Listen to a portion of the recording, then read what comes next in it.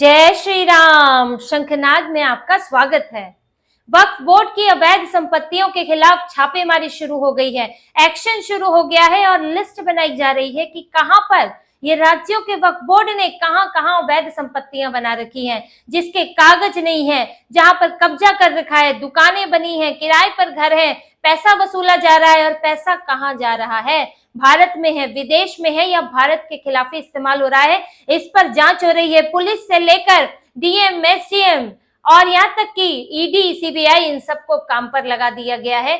गुजरात हो, यूपी हो, बिहार हो, हिमाचल प्रदेश हो, हर जगह कार्रवाई देखने को मिल रही है। अभी गुजरात में तो 9 जगह पर छापेमारी हुई है। 5 लोगों पर ईडी ने मनी लॉन्ड्रिंग के तहत केस दर्ज किया है और ये मनी लॉन्ड्रिंग का केस है जो कि वक्फ की संपत्ति पर हुआ है। इस केस के बारे में भी आपको विस्तार से बताऊंगी। आपको पता चलेगा कि कैसे ये वक्फ की संपत्तियां गलत तरीके से इस्तेमाल हो रही हैं। लेकिन देखिए, ये बदलाव, ये तेजी कैसे आई है जब से सुप्रीम कोर्ट में फैसला पलटा है। सुप्रीम कोर्ट में 5 मई को की सुनवाई थी इस मामले की, जिसमें पूरे ये मौलाना गैंग ने, ये मुस्लिम बोर्ड, जमाते इस्लामी, जमीयत उलेमा हिंद और ये कपिल सिब्बल और अभिषेक मनु सिंघवी जैसे वकीलों ने पूरी कोशिश की कि इस बार स्टे लगवा दें, किसी न किसी प्रावधान पर स्टे लगा दें। इन्होंने तो पहली सुनवाई में ही जज साहब का मन बना दिया था कि इस पर स्टे लगा देंगे, क्योंकि सबसे बड़ी समस्या तो यही थी कि डिनोटिफाई होना शुरू हो गया था, कागज मांगने शुरू हो गए थे। तो इन्होंने सोचा स्टे लगवा दें, लेकिन सरकार ने कहा कि स्टे मत लगाइए, अभी हम इसको लागू नहीं करेंगे जब तक कि अगली सुनवाई तक, यानी कि 5 मई तक।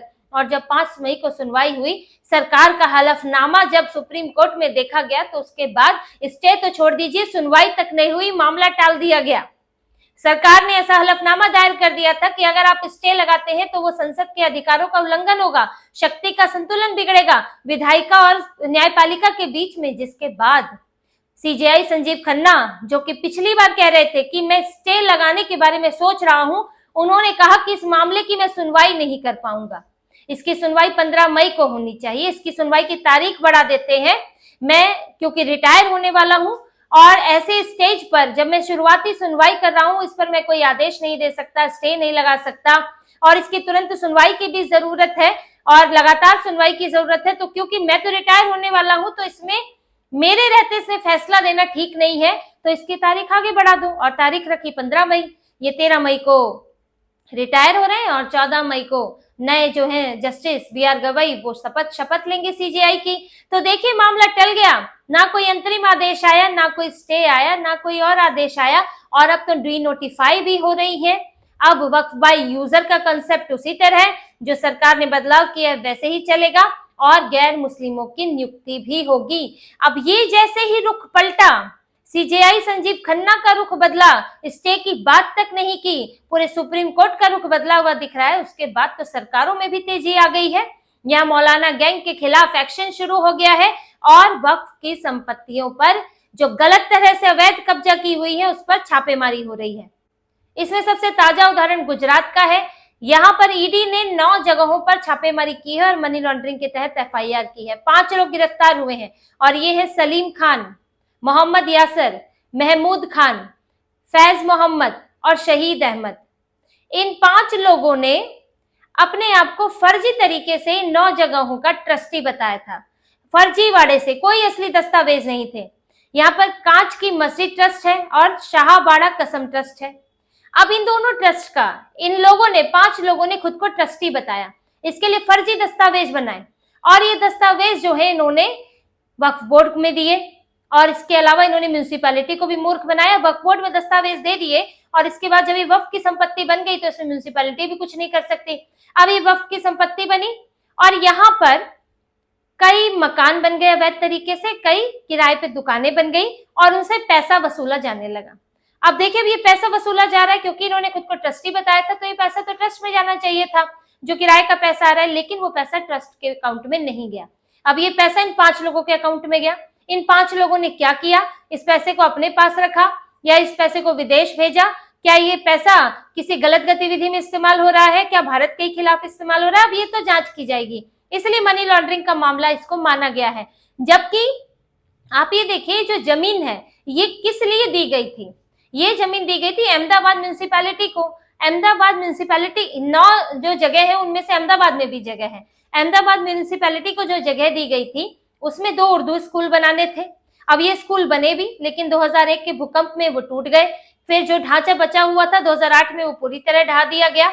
उसके बाद यहाँ पर एक एक करके धीरे धीरे 2009 से 2025 के बीच में मकान बनते गए, किराए पे दुकानें बनती गई, चढ़ती गई दुकानें, और ये लोग आते हैं 2024 में और नकली कागज देते हैं वक्फ में और कहते हैं कि जी इसके ट्रस्टी हम हैं और ये संपत्ति जी वक्फ की हो गई, हमने तो वक्फ कर दी है।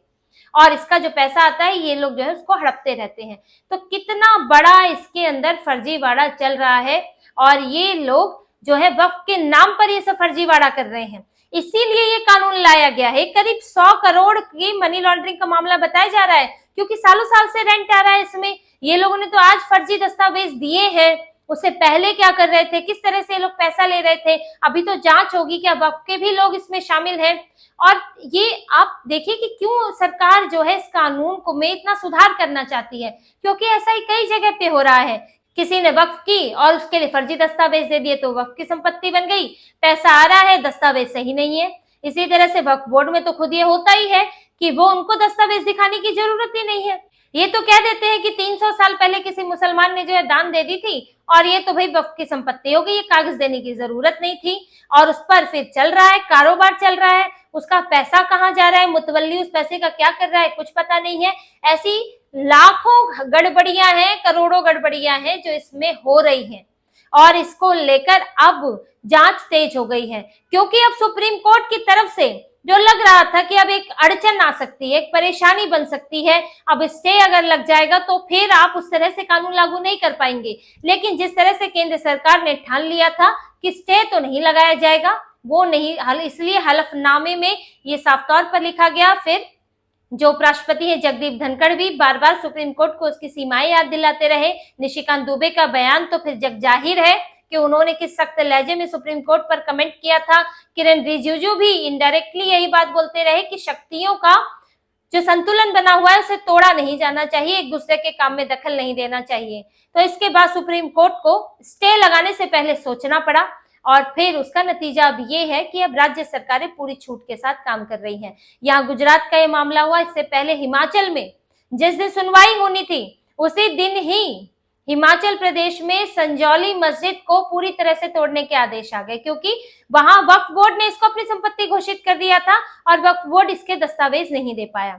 इसकी जो मस्जिद कमेटी थी संजौली मस्जिद की, उसने तो वक्फ बोर्ड का विरोध किया था कि वक्फ बोर्ड की संपत्ति नहीं है। लेकिन जब इस मस्जिद पर विवाद बढ़ा, जब हुआ कि भाई अब तो दस्तावेज मांगे जाने चाहिए, मस्जिद आ कहां से गई, अचानक से सालों साल 4-4 मंजिला बन गई, इतने मंजिल तो वहां मकान नहीं बने हुए हैं, तो ये इसके दस्तावेज और इसका इतिहास खोजा जाएगा। इसलिए वक्फ बोर्ड तुरंत कूद गया, राज्य वक्फ बोर्ड, और कह दिया कि ये तो वक्फ की संपत्ति है। और ये फर्जीवाड़ा देखिए, ये तरीका हर जगह अपनाया जाता है, जहां पर इन्हें लगता है कि कोई दरगाह, मदरसा, कोई मस्जिद, इस पर जो है इसके कागज मांगे जाएंगे, ये अवैध बना हुआ है तो उसे वक्फ की संपत्ति घोषित कर दो और उसके कागज फिर तो देने ही नहीं पड़ेंगे। वक्फ को तो जरूरत ही नहीं है कागज दिखाने की।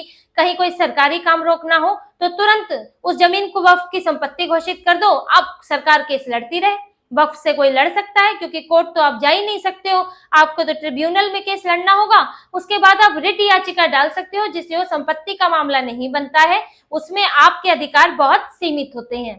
तो ऐसे ही वक्फ बोर्ड संजौली मस्जिद के मामले में कूदा, क्योंकि तब तक तो वक्फ संशोधन बिल आया नहीं था और इन्हें लगा कि अब कोर्ट में मामला जाएगा तो हमसे कागज तो कोई मांग ही नहीं सकता है। लेकिन इनसे फिर कागज मांग लिए गए, संशोधन बिल लागू हुआ है, इनसे कागज मांगे गए, लेकिन ये लोग कागज नहीं दे पाए। ये लोग बता ही नहीं पाए कि ये जगह हमारी है, वक्फ की है।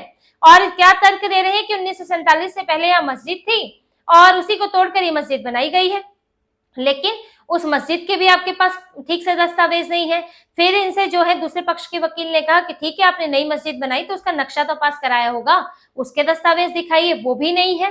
सब अवैध तरीके से चल रहा है, सारा फर्जीवाड़ा चल रहा है। और जब उन्होंने ये दस्तावेज नहीं दे पाए तो फिर शिमला नगर निगम ने इस पर फैसला सुनाया कि इसको पूरी तरह से तोड़ दिया जाएगा। पहले ही 2 मंजिल तोड़ी जा चुकी थी क्योंकि तय सीमा से ज्यादा थी, ये तोड़ी तो पहले ही चली जाती, लेकिन कांग्रेस की सरकार है, उसे तो मुसलमानों के खिलाफ फैसला देने में बहुत डर लगता है। वो कितना भी गलत काम कर ले, लेकिन कांग्रेस तो उन्हें सराखों पर ही बैठाएगी और हिंदुओं को वो अपने पैरों की जूती समझेगी। और यही इन्होंने किया था। और जब हिंदू संगठन वहां इकट्ठा हुए थे तब ये मामला उभरा था और तब इन्हें कदम उठाना पड़ा, तब 2 मंजिल गिरी। अब जो है पूरी तरह से उस मस्जिद का सफाया करने के आदेश आ गए हैं और ये संपत्ति जो है सरकार के पास चली जाएगी, क्योंकि इसके दस्तावेज कोई दिखा नहीं पा रहा है, तो ये सरकारी संपत्ति हो जाएगी। इसी तरह से बिहार में भी आदेश दे दिए गए हैं कि वक्फ की संपत्तियों की पहचान की जाए कि कहां पर अवैध तरीके से कब्जा किया गया है। अब जैसे भागलपुर जिले की बात करें तो राज्य वक्फ बोर्ड ने वहां पर 23 भूखंड बताए हैं जो उसके हैं, और इस पर अब ये देखा जा रहा है कि ये कितनों के इनके पास कागज है और कितनों के नहीं है। जो कागज नहीं है वो इनकी नहीं मानी जाएगी और वो सरकार के पास चली जाएगी। अगर किसी निजी व्यक्ति का डिस्प्यूट चल रहा है तो वो निजी व्यक्ति के पास चली जाएगी। तो अब बिहार में भी शुरू हो गया है, वक्फ की अवैध संपत्तियों की पहचान की जा रही है, फिर उस पर कार्रवाई होगी। दस्तावेज दे पाएंगे तो ठीक है, नहीं तो फिर संपत्ति इनके हाथ से चली जाएगी। और यूपी में तो ये लगातार हो रहा है। यह वहां योगी सरकार ने डी नोटिफाई करने का काम शुरू कर दिया है, अधिकारियों को निर्देश दिए हैं कि पूरे राज्य में वक्फ की संपत्तियों की जांच हो रही है कि कहां पर अवैध संपत्तियां हैं। राजस्व अभिलेख देखे जा रहे हैं कि किनके दस्तावेज हैं और जिनके नहीं है वो मांगे जा रहे हैं। नहीं दे पाएंगे तो संपत्ति हाथ से निकल जाएगी। तो यूपी में तो और जोर शोर से काम हो रहा है। वक्फ बोर्ड ने जो अभी तक इनका ये लैंड जिहाद चल रहा था कि जहां उंगली रखे जमीन इनकी, कल को पूरा भारत ही इनका हो जाएगा, ये स्थिति इन्होंने कर दी थी। अब वो संभव नहीं है क्योंकि कांग्रेस ने इन लोगों को, देखिए जब 2013 में इन्होंने अमेंडमेंट किया था, संशोधन किया था, तो इन्हें अथाह शक्तियां दे दी और तब से इनके जो जमीन है वो 116% जमीन बढ़ गई और रिवेन्यू इनके पास मुश्किल से जो है बहुत कम रिवेन्यू इनके पास आता है। और जितनी संपत्तियां हैं 8 लाख संपत्तियां इनके पास है और रिवेन्यू जो है वो बहुत हल्का फुल्का इनके पास आता है, 138-135 करोड़ का करीब रिवेन्यू आता है। बाकी पैसा कहाँ जाता है कुछ पता नहीं, कौन उसको खा रहा है। मुतवल्ली बना के रखे हैं तो उनकी जेब में पैसा जा रहा है, जमीनें हड़पी जा रही है। हिंदुओं के गांव ये लोग, तमिलनाडु में एक गांव हड़प लिया इन्होंने, पहले उसको हड़पा और उस पर जो है विवाद हुआ तो इनको अपना कब्जा छोड़ना पड़ा। फिर एक और गांव हड़पने की कोशिश इन्होंने की, केरल में ईसाइयों का पूरा गांव हड़पने की कोशिश की। तो ये पूरा का पूरा इन लोगों ने देश भर में जो है अपना लैंड जिहाद चालू रखा था। कब्जा, जमीन कब्जाने वाला गैंग बन गया था ये, भूमि माफिया बन गया था ये वक्फ बोर्ड। और अब इसकी लगाम कस दी गई है और इसने जो सुप्रीम कोर्ट के तले ये राहत पाने की कोशिश कर रहे थे, अब वो भी संभव नहीं है। अब स्टे लगना बहुत ही मुश्किल है, इसकी सुनवाई होगी, चलती रहेगी और अंत में भी, क्योंकि ये जो कानून बना है ये पूरे संवैधानिक तरीके से बना है, तो फैसला सरकार के पक्ष में ही आने की बहुत संभावना है और इसमें बहुत कम बदलाव किए जाने की आशंका है। तो ये वक्फ बोर्ड के, अब समझ लीजिए इन लोगों के मनमानी के बुरे दिन शुरू हो गए हैं। छापेमारी होगी, जमीन तो हाथ से जाएगी ही, साथ ही मनी लॉन्ड्रिंग के तहत केस भी चलेगा कि ये लोग वक्फ के पैसे का, जो लोगों ने दान किया उस पैसे का, जो इन्होंने कब्जा किया उस पैसे का, ये देश के अंदर देश के बाहर क्या क्या इस्तेमाल कर रहे हैं। तो इसी तरह की और खबरें और विश्लेषण आपके लिए लाते रहेंगे। हमसे जुड़े रहिए, सब्सक्राइब कीजिए, कमेंट कीजिए। बहुत बहुत धन्यवाद। जय श्री राम।